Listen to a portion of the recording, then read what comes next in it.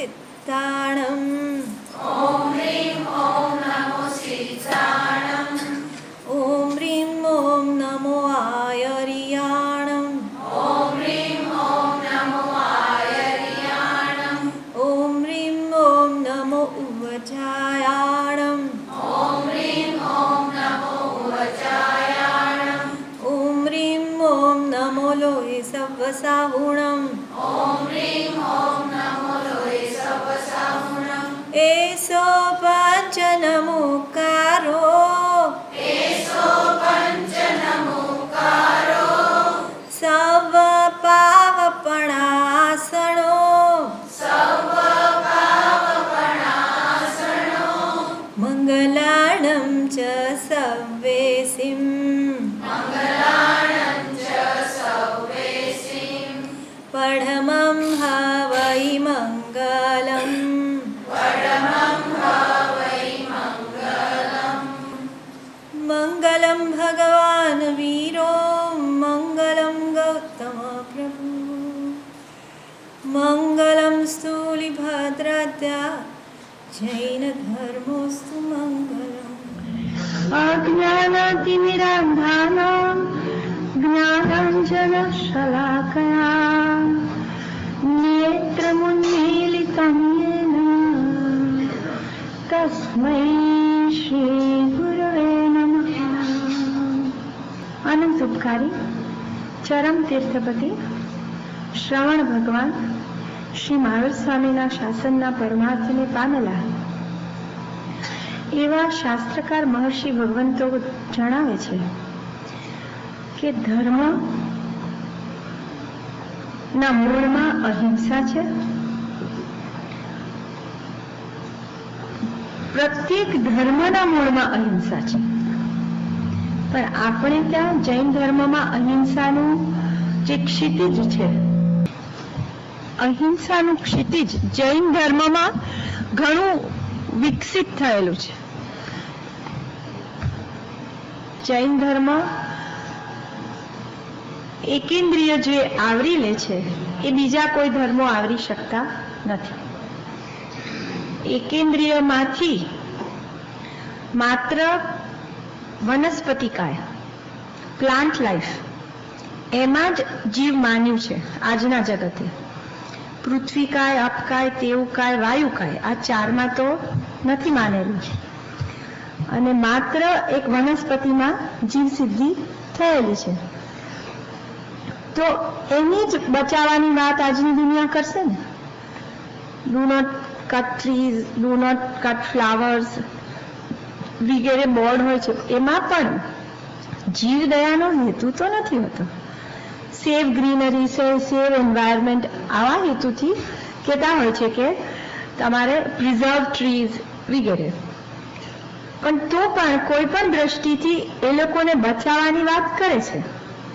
પણ જ્યાં આગળ પૃથ્વીકાય, અપકાય, તેવુકાય અને વાયુકાય જેમાં જીવ માનતા જ ના હોય તો એને જીવ બચાવવાની વાત આવે જ નહીં ને. જે જીવ માને તો એની રક્ષાની કાંઈક વાત આવે. So this is one feather in જૈનિઝમની કેપમાં, વન એડેડ ફેધર કે એક વિશેષતા, ઘણી વિશેષતાઓ છે, એમાંથી એક વિશેષતા અને એના લીધે જ જૈન ધર્મ જુદો પડે છે, આટલો ટફ બને છે. જે લોકોને એમ લાગે છે ને ટફ છે, ટફ એટલે સાધુ ભગવાન પોતાની રસોઈ ના કરી શકે ને, કરી શકે. વેરેઝ બીજા સાધુઓ જે રહે છે, સ્વામિનારાયણના જે કોઈ હશે, એ લોકો ત્યાં પોતાના સ્થાન પણ રાખી શકે, પોતાના સ્થાનમાં પોતે પણ બનાવી શકે. બ્રહ્માકુમારીની બહેનો હોય છે, એ લોકો કે અમે જ બનાવીએ અને અમે જ અમારા હાથનું જ ખાઈએ. પણ એટલે they are allowed to cook for themselves.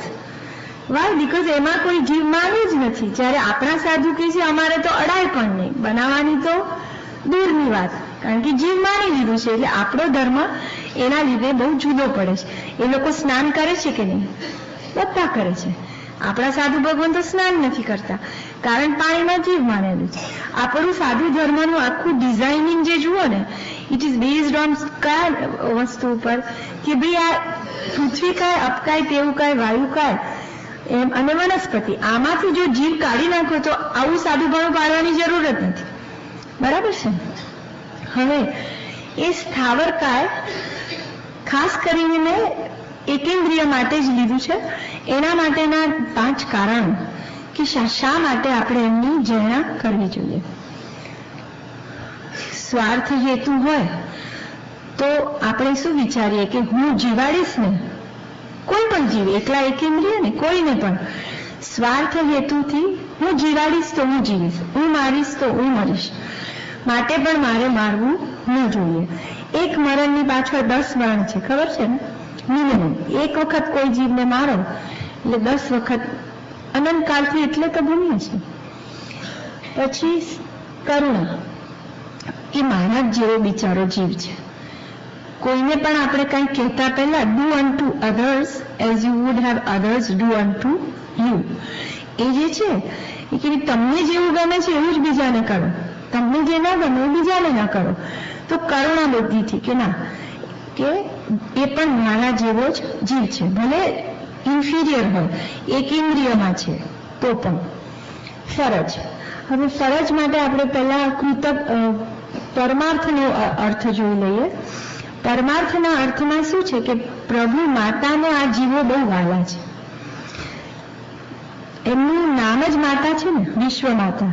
તો એ વિશ્વ માતા આનું પ્રતીક પણ છે. We can prove that she is a ભગવાન આપણા વિશ્વ માતા છે. કઈ રીતે? આખા રગે રગમાં સફેદ દૂધ વહે છે, જે વાત્સલ્યનું પ્રતીક છે. એમને કઈ લાલ લોહી સફેદ બનતું નથી. તો એ વાત્સલ્યનું પ્રતીક છે. તો એ વાત્સલ્ય કોના પ્રત્યે છે? પ્રત્યેક જીવો પ્રત્યે. અને એક માતા હોય એને 5 સંતાન હોય, એમાંથી 4 વિકલાંગ હોય, હેન્ડીકેપ્ડ, અને એક કેવો હોય? સમર્થ અને કમાવું. 5 ઇન્દ્રિય પણ છે એની પાસે, અને સાથે સાથે શું છે? સારી કમાણી પણ છે. હવે એ માતાને કદાચ વીરાથી મળી ગઈ, પણ એ 4ની સામે ના જુએ તો માતાઓને ગમે? એમ થાય મને સાદું લુગડું આપજે, પણ મારા છોકરાઓને તું જો. આવી જ અપેક્ષા હોય ને. એની આંતરડી ક્યારે ઠરે? જો બીજાની સામે જુએ તો. એને ન જુએ ને એક સમય તો પણ એને ચાલે, પણ તું પહેલા આને જો. તો એવી જ રીતે આપણા ભગવાન કે છે મને બધા જીવો બહુ વાલા છે, બધા વાલા છે ને. એ વિકલાંગ છે, હેન્ડીકેપ છે કે નહીં, એક ઇન્દ્રિય ઓછી નથી, એટલે તો વિકલેન્દ્રિય કહેવાય છે. એનું નામ જ છે, તે પારિભાષિક નામ શું છે? વિકલ એટલે ઓછી, સકળ એટલે સંપૂર્ણ. વિકલ ઇન્દ્રિય છે એટલે એક ઇન્દ્રિયો જેને ઓછી છે બધા વિકલ ઇન્દ્રિય કહેવાય. તો દે આર હેન્ડીકેપ. વેરેજ આપણી પાસે પણ 5 ઇન્દ્રિય છે. ઓવર એન્ડ અબાવ આપણે કમાવું છે એટલે મન છે. 5 ઇન્દ્રિય પણ છે, સાથે સાથે શું છે? મન. 5 ઇન્દ્રિયો સાથે મન છે એટલે આપણે સમર્થ પણ છીએ અને કમાવું પણ છીએ. તો આપણી પાસે માતાને ખુશ કરવા માટે પણ આપણે શું કરવું જોઈએ? કે ભગવાનને ખુશ કરવા હોય તો જીવોને સાતા આપવી જોઈએ, એને દુભાવવા ના જોઈએ. તો these are the bottom line principles. આપણને કોઈ પણ ઠેકાણે અહિંસા પાળવી હોય તો આમાંથી આપણે ક્યાં છીએ? તો ધીસ ઇઝ પરમાર્થ, ઉચ્ચ કોટીની કરુણા. એમાંથી આપણી ફરજ, ઇટ બીકમ્સ અ મોરલ, આપણી કહીએ ને રિસ્પોન્સિબિલિટી. મોરલ રિસ્પોન્સિબિલિટી એટલે નૈતિક ફરજ, કે આપણી પાસે બધું છે તો નાનાને ભોગવવાનું નહીં પણ બચાવવાનું, ભક્ષક નહીં પણ રક્ષક બનવાનું છે. જેમ આજે કહીએ ને કોઈ સત્તાના સ્થાનમાં રક્ષકના સ્થાને હોય અને પછી એ જ ભક્ષણ કરે તો એને જેવું આપણે કરીએ છીએ. When we are supposed to do Raksha, we are doing ભક્ષણ. હવે we are helpless, ભક્ષણ તો કરવું જ પડે છે. તો પછી કૃતજ્ઞતા, એટલો તો ભાવ કેળવીએ. કયો ભાવ? કે ભાઈ મારે તને વાપરવા જ પડે છે. હા, વાપરવા જ પડે છે તો એટલીસ્ટ હું તને બચાવવાનો વિચાર.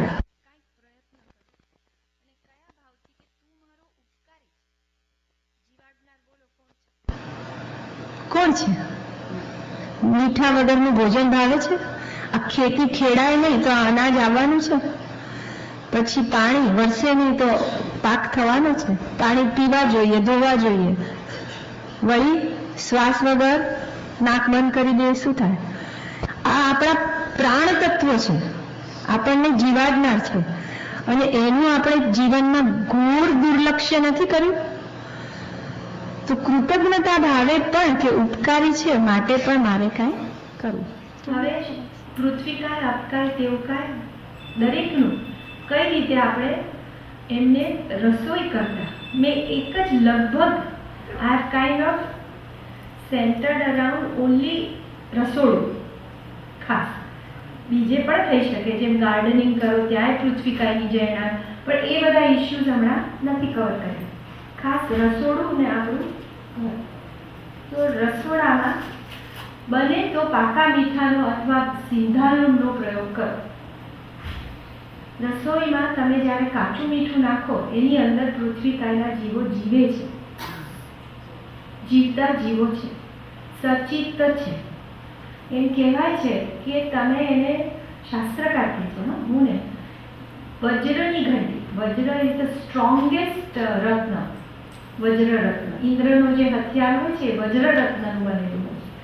એની કોઈ એક ઘંટી બનાવી માનો તો એ ઘંટી હોય અને એની અંદર કે છે મીઠાના જીવો, એટલે આ મીઠું આપણું કોમન સોલ્ટ. 6 મહિના તમે ઘંટી ફેરવો તો પણ એ જીવો અચિત નથી થતા, એટલે જીવ વગરના થતા નથી. એટલા બધા હાર્ડ છે. બેસિકલી ઇટ ઇઝ પૃથ્વી કહે તત્વ શું છે? પૃથ્વી તત્વ છે, એટલે એ પીસાતા નથી. આપણે પાણીમાં ડિઝોલ્વ કરીએ તો અચિત થઈ જાય. ફોલો. લીંબુનો રસ કાઢ્યો હોય એની અંદર મીઠું નાખો તો 2 ઘડીમાં અચિત. પાણીની અંદર તમે મીઠું નાખો તો 2 ઘડીમાં અચિત થાય. રસોઈમાં નાખીએ એટલે અચિત થઈ જાય. હવે આપણે સમજો આ સિંધાલુણ વાપરીએ તો એ સિંધ દેશથી આવતું હોવાથી એ અચિત જ છે, and it's very good for health also. બધાને અહીંયા મળે છે? આઈ થિંક મળે છે. નોટ રેડીલી મળે છે. મને કોઈ કહેતું કે મળે છે. ઇફ યુ કેન વધારે ને વધારે યુઝ કરો. ઓકે. પાકું મીઠું આંબે ખાતાથી લાવો ઇન્ડિયાથી તો લગભગ 12 મહિના એકદમ ડ્રાય રાખ્યું હોય તો ભેજ લાગી જાય તો ને. અચ્છા, હવે suppose I have given the second choice કે સમજો તમે નથી વાપરતા, કાચું જ વાપરવાના છે, તો શું કરશું? તો છે બધા ચાલુ કરી દેશે. તો શું કરશું? તો આપણે રસોઈ ઠંડી હોય ને જ્યારે, એટલે તમારું હમણાં જ શાક વગાડ્યું તો તમારું ઉપરનું શાક તો કેવું છે? ઠંડુ છે ને, હજી ગરમ નથી થયું, તો એના ઉપર મીઠું નાખવાનું. પછી ગરમ તો થવાનું જ છે. આર્ગ્યુમેન્ટ ઇઝ નોટ કે નથી મરવાના, પણ આપણો પ્રયત્ન શું રહેશે ડ્યુરિંગ ધીસ હોલ સેશન? મારવાના જ છે, હણવાના જ છે, પણ એને કેમ ઓછી પીડા થાય ને સીધું ગરમમાં નથી નાખવું. ઓકે.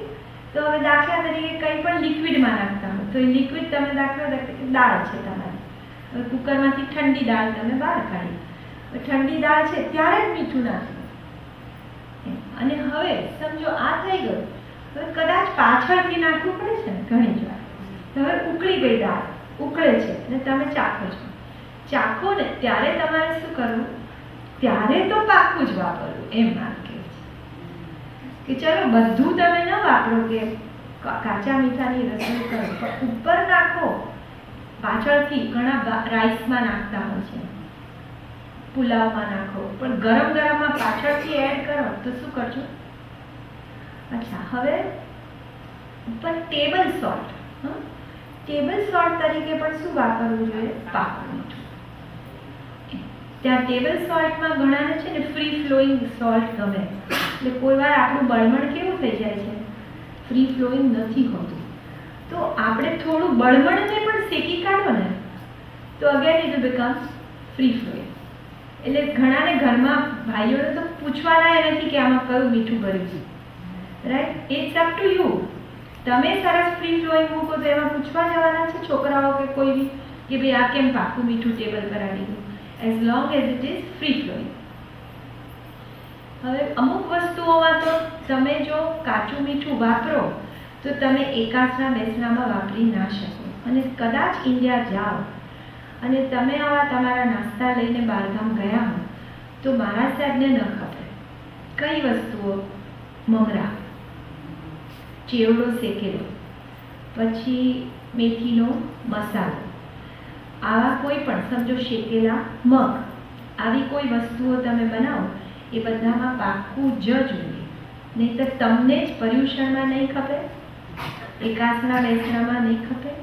અને મારા સાહેબ જો ધીસ ઇઝ અ પ્રેક્ટિસ. તમારે અહીંયા મારા સાહેબ ભલે નથી અને યર રાઉન્ડ મે બી તમે એકાસનું બેસવું નથી કરતા તો પણ આ એક પ્રેક્ટિસ પાડવી જોઈએ, જેથી કરીને તમે જ્યારે ઇન્ડિયામાં પણ જાઓ તો બોલો જાત્રામાં જાઓ તો હાથ હિલોડતા જાઓ છો, કાંઈક લઈને જાઓ છો?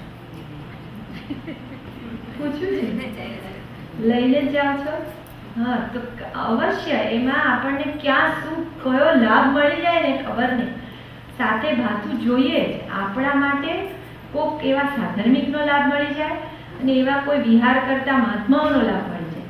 પણ એકલા મહાત્માનું નામ લઈને નહીં ભરવાનું કે મારા સાહેબ માટે લઈ લઈએ ભરાવા મળશે. નો, એમાં ખાસ શોધવાના કોણ? સાધર્મિક જ.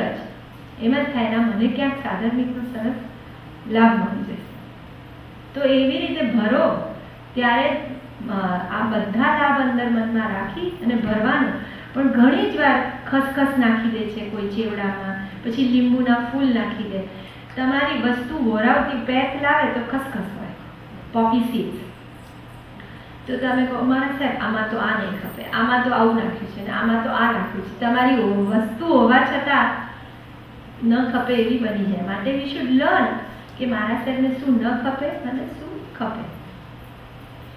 તો આ વસ્તુ પૃથ્વીકા માટે કહી. આઈ નો મેની હેવ ક્વેશ્ચન. ઘરે શેકેલું મીઠું વપરાય કે નહીં, કેટલા દિવસ ચાલે? તો એમાં I just brief it up કે તમે કદાચ ઘરે બનાવો મીઠું શેકેલું તો એ તો તમારું કાચું પછી થતું જ નથી. એમને તવી પર ગરમ બધા કે ને ગરમ કરેલું મીઠું છે, શેકેલું મીઠું, એનું કલર ફરી જાય ને લાલ થાય ને તો પણ નહીં જ. તો હવે કદાચ આજે જ તમને જોઈએ છે મીઠું, માનો, and you don't have at home, તો તમે કેવી રીતે કરશો? તો પાણી લેવાનું કડાઈમાં, ડિઝોલ્વ મીઠું ડિઝોલ્વ કરી નાખો. ડિઝોલ્વ કર્યા પછી ગરમ કરો. ગરમ કર્યા પછી પાણી બધું ઉડી જવા દો અને પછી જે રહે એકદમ ડ્રાય ફોર્મ એ પાકું મીઠું છે, પણ સુખડીના કાળ જેટલો ટાઈમ જ વપરાય. સુખડીનો કાળ એટલે અત્યારના ઇન્ડિયાના મોસમ પ્રમાણે ચોમાસામાં માત્ર 15 દિવસ, એટલે થોડુંક જ મીઠું કરવાનું. એક બેને શું કર્યું ખબર? અમને છે ને ઇઝીલી મળતું નથી પાકું મીઠું, બહુ બલ્કમાં 12 મહિનાનું લેવા જઈએ તો વી ડોન્ટ ગેટ. તો એક બેનને વિચાર આવ્યો કે થોડું થોડું મીઠું બનાવી દેવાનું, 15 દાડા ચાલે એટલું, વળી પાછું બીજું નવું બનાવવાનું, એટલે ક્યાંય લેવા જવું પણ નહીં ને ઘરમાં જ પાકું મીઠું હોય. 15 દિવસનું ચાલે તો 12-13 દિવસ થાય એટલે જે વધ્યું હોય ને તે માપો માપ તો થાય ને, વધે એ પાછું બીજા નવા મીઠામાં નાખી દેવાનું. એટલે you can make it at home, not necessarily કે બહાર લેવા જાઓ. એક વખત બેસીને પાકું મીઠું બનાવો, બોલો તમને કેટલા બધા જીવોની દુઆ મળી જાય. ગરમ ગરમ તાવડીઓમાં ન જાય. હવે એ અને પાણી, એમાં ને પાણીમાં પણ એક પોઈન્ટ આવે છે કે જે ઘણા વેફર ઉપર નાખે છે, તાવડીમાં નાખે છે. તમે કરો છો? કોઈ નાસ્તા જ નહીં બનાવતું, ખાલી કહું છું. ના, બધાના ઘરમાં બધું હોય છે, પણ આઈ એમ જસ્ટ સેઇંગ રેડીમેડ જ લાવો છો એવું નથી. આઈ નો એવરીબડી મેક્સ, પણ જો એમાં વેફરમાં ઘણા પાણી અને મીઠું નાખતા હોય છે. તો એ ગરમ તેલમાં ના નાખશો. એમાં શું કરો, તમારે નાખવું જ છે અંદર, તો થોડું પાણી લો, મીઠું નાખો અને બોઇલ ઇટ સેપરેટલી, અને પછી નાખો. આ કડકડતા તેલમાં તમે પાણી સે નાખી શકો ને સે મીઠું ન ખાય. હા, તો આટલું થોડું ચેન્જ કરીએ તો આપણને કાંઈ ફરક નથી પડતો ને જીવોને ઘણી રાહત થઈ જાય. હવે પાણી માટે હા